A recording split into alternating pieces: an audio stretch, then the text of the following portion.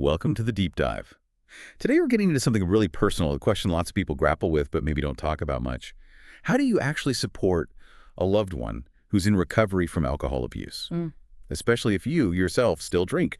It's a really tricky balance, right? It's tangled up in almost everything we do socially. Dinners out, holidays, It celebrations. really is. And what's key here, I think, isn't so much focusing on your freedom Mm, or right to drink. It's more about truly understanding and respecting their journey. Recovery is incredibly challenging. It's courageous. So the goal is finding that kind of compassionate middle ground where your choices actively help them, not, accidentally make things harder. exactly. And to help figure this out, we've really dug into insights from uh, addiction specialists, looked at what recovery communities are saying, and even some behavioral science. Our mission today is to cut through some of the confusion, maybe some myths. We want to give you clear, practical things you can actually do, help you navigate this with, well, confidence and compassion. You should come away with a much better blueprint for how to show up for them and maybe understand your own role a bit better too. Okay, so let's start with the big one, the question that probably brought a lot of listeners here. Do you have to completely stop drinking if you're close to someone in recovery? Like, is it all or nothing? Yeah, that's the million-dollar question, isn't it? And the answer is, well, it's nuanced. It's not a simple yes or no. Research definitely shows that things like emotional support, being consistent, Hmm. respecting their boundaries, those are hugely impactful for long-term sobriety. But you personally quitting alcohol completely, that isn't always, strictly speaking, a requirement across the board. Right, and this is where it gets interesting, because the advice seems to shift based on how close you are. Our sources were pretty clear. For friends, it really comes down to having an open conversation. If they ask you point blank, please don't drink around me, you honor that. Simple as that. Even if they say, oh, it's fine, maybe think about limiting how much you drink, or just sticking to non-alcoholic stuff yourself. Kind of a solidarity move. But then, for really close relationships, family living together, a partner the sources described abstaining when you're with them as even more vital. Exactly. And if you think about why, it connects to minimizing triggers, sure, but also those subconscious cues. This idea of emulation of habits isn't just conscious copying, it's that subtle mirroring we do, especially with people we're really close to. So you choosing not to drink might remove that constant visual cue. And yeah, sometimes that can be motivating for them, but it's a delicate balance. Because sometimes, if you push your abstinence too hard, it can feel like nagging, like pressure. And that can actually backfire sometimes. So the focus shifts a bit. It's not just if you drink, but how you drink, where, and importantly, how open and honest you are about it. That makes a lot of sense. It's not just the act itself, but the context and communication around it. Yeah. Okay, so building on that nuance, how does the stage of recovery factor in? Like, is the approach different for someone who's just started their sobriety journey versus someone sober for, say, several years? Oh, absolutely. Huge difference. Recovery isn't static, it's a process. It evolves. Someone in early recovery, maybe fresh out of treatment, first few weeks or months, they are incredibly vulnerable. Think about it, like their brain and body are literally rewiring themselves, like trying to build a whole new road where an old deep rut used to be. So even something small, a casual drink nearby, the smell of wine, even the sound of ice clinking in a glass that can feel huge, really overwhelming. It can feel isolating too and act as a major trigger, firing up those intense cravings. That rewiring idea is really powerful. And yeah, the sources we looked at really hammered home that addiction changes how the brain works. Cravings aren't just wanting something. They're described as one of the toughest symptoms to manage. So beyond the obvious, like seeing booze, what are some other common triggers, things maybe we wouldn't immediately think of? Oh, they can be incredibly varied. And very personal, sure. Seeing or smelling alcohol is a big one. But it could also be specific foods they used to associate with drinking. Certain places, obviously. Parties, particular groups of friends, even specific times of day. Holidays are notoriously tough. Or strong emotions feeling lonely, stressed out, even bored. Basically, almost anything that was previously linked to their drinking behavior can flip that switch and trigger really powerful cravings. Now, someone in long-term recovery, they've usually built up more coping skills, a bigger toolkit. But just because time has passed doesn't automatically mean they're comfortable with everything. Really, the person in recovery is the only one who can truly say what they feel ready for. They're the expert on their own experience. Okay, so given how many potential triggers there are just out there in the world, Hmm. how much does the immediate environment matter, especially home?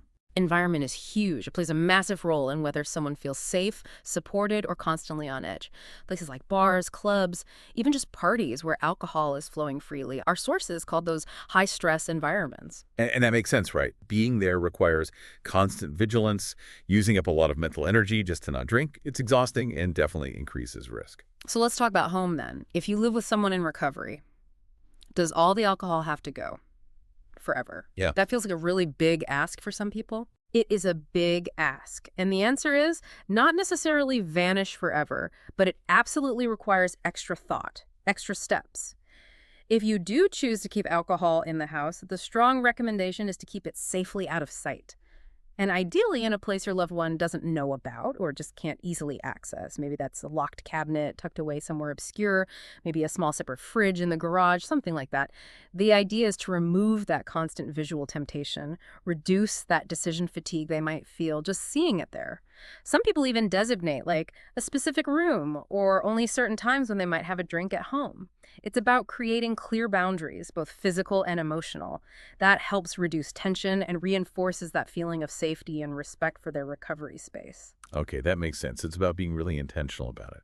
So with all that background, let's get practical. Let's build that blueprint. If you are going to continue drinking sometimes, what are the concrete, actionable things you could do to still be a really great support? Right, the how-tos. Well, number one, communication. And not just once, but ongoing. You need to have an open, honest, respectful talk with them. Ask them directly. How do you feel about alcohol being around in this situation or that situation? And then crucially, listen to what they say and honor it. No arguing, no trying to convince them otherwise. Just respect their boundaries. And do this ahead of time. Don't wait until you're walking into the party. Plan ahead, because their comfort level might change over time, so it needs to be a continuous check-in, not a one-and-done conversation. That's really key advice, the ongoing part. But I'm thinking of a scenario. What if they say, oh, it's fine, but you kind of get the feeling it's not, or you see them struggling a bit at, say, a dinner party? What can you actually do in the moment to be supportive? Yeah, that's a tough one, but very real. First off, even if they say it's okay, definitely avoid getting drunk yourself around them. Binge drinking, being visibly intoxicated, that can be really distressing for someone in recovery. It can feel isolating for them, and honestly, it could even set back their emotional progress. So, simple things you can do. Make sure there are good non-alcoholic options available. Maybe order one yourself, Show solidarity. Never, ever pressure them to drink, obviously, not even jokingly. And be their out. Be their anchor. If they look overwhelmed, quietly suggest stepping outside for some air or changing the subject or even just heading home early if needed. And if you live together, big one. Try really hard not to interact with them when you're noticeably under the influence or even hungover the next day. That can really erode trust and make their safe space feel unsafe. You're touching on something really important there, the trust aspect, the subtle things. What about stuff like hiding your own drinking? Or maybe feeling resentful because you feel like you're having to change your life for their problem? Both huge points. Transparency is vital. Absolutely do not lie or be secretive about your drinking. Hiding it is it's damaging. To their recovery, yes, but also to your relationship. It breeds mistrust. And honestly, it can sometimes signal an unhealthy dynamic developing for you too. As for resentment, it's normal. It's okay to acknowledge feeling frustrated or inconvenienced if you're asked to change long-standing habits, but try to process those feelings. Maybe talk to a friend or therapist yourself, and remember the bigger picture. Addiction is a chronic disease. It's not a choice they made to inconvenience you. It's not a lack of willpower or a moral failing. Your role is supportive ally. But, and this is also crucial, their sobriety is ultimately their responsibility, not yours. You have to be careful not to slip into codependency where their recovery becomes your entire focus or you feel responsible for it. It's their journey. You're walking alongside them. That distinction between support and responsibility is so important. Avoid codependency. Okay. Now, a difficult topic, but one we have to touch on. Relapse, or recurrence, as some prefer to call it. It happens. If it does, what's the supportive response? How do you react without making things worse? Yeah, it's tough, but important. First thing to remember, relapse is often part of the recovery process for many people. It does not mean treatment failed. It's not a sign of weakness. It's a characteristic of a chronic illness, like someone with asthma having an attack. So if it happens, the absolute worst thing you can do is react with shame, blame, or anger. The most helpful response is unwavering support. Calm, empathetic presence. Encourage them gently to get back in touch with their support system, their therapist, sponsor, support group to get back on track. Offer practical help if needed, like a ride to a meeting. But mostly just offer support, not judgment. Support, not shame. That's powerful. It really sounds like this is, well, it's a long-term thing for them, a lifelong process. Yeah. And for us, the supporters, it sounds like it also requires ongoing self-reflection and growth on our part, too. Precisely. It's an evolution for everyone involved. Simple things matter, like language. Using person-first language, saying person in recovery, instead of labeling them an addict, that makes a difference. It reduces stigma. Keep letting them know you care in ways unrelated to alcohol. Talk about shared hobbies. Ask about their day. Just connect as people. And respect their privacy. Their recovery story is theirs to share or not share. It's definitely not gossip for social media or casual conversation. Okay, here's something really fascinating that came up in the research, almost a twist. Sources actually suggested that you, the supporter, exploring your own relationship with alcohol. That can be incredibly supportive in itself. Maybe trying out being sober curious or just consciously drinking less or differently. It's not just about helping them. It could actually lead to more clarity, better connection, better health for you. It sort of opens up the question, what else is possible in our social lives if alcohol isn't always the default centerpiece? So let's circle back to the big question we started with. Can you truly, genuinely support a loved one in recovery, even if you still drink sometimes? Based on everything we've looked at, yes, absolutely you can. But it takes real self-awareness. It takes deep empathy. It takes consistent, open communication and really intentional choices about your own behavior. It boils down to consciously putting their comfort, their safety, their sobriety journey ahead of your own immediate convenience or habit. And being willing to adapt as their needs change over time, keeping those lines of communication wide open. Absolutely. It really is a team effort, isn't it? Every action, even small ones, matters. So here's something to think about, maybe a final thought for you listening. What new things, new activities, maybe more genuine ways to connect with people, maybe even personal growth, what might you discover? Just by consciously shifting the focus away from alcohol in some of your social interactions, not only for your loved one, but maybe, just maybe, for yourself too. Your choices really can create this powerful ripple effect, an environment of safety, of trust, of profound support. So keep learning, keep adapting your approach as needed, and most importantly, just keep showing up authentically for the people who matter most in your life.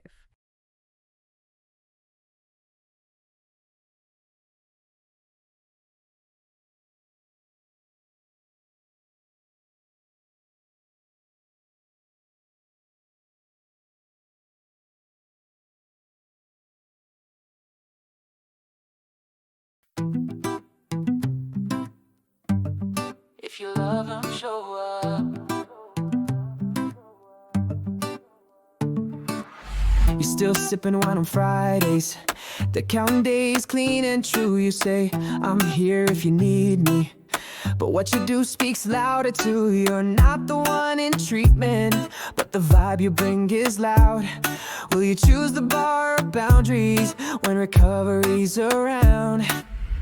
You don't have to be perfect, just be real and kind. But if you love him like you say you do, read between the lines. If you love him, show up. Put the bottle down, lift him up. It's not about your buzz tonight, it's about their morning light. You can cheer him on without a toast. Say I got you when it counts the most. You don't have to quit, just care enough. If you love him, show up.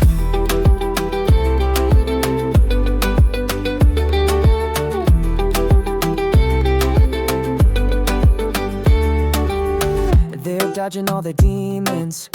You're out just having fun, but a drink in front of someone healing can undo all they've done. It's more than just intention, it's action, space, and grace. Will you be the trigger or the piece that helps them win the race? This ain't about judgment, it's about what's true. If you won't change a little, how can they trust you? If you love them, show up. Put the bottle down, lift them up. It's not about your buzz tonight, it's about their morning light. You can cheer them on without a toast. Say I got you when it counts the most. You don't have to quit, just care enough. If you love them, show up.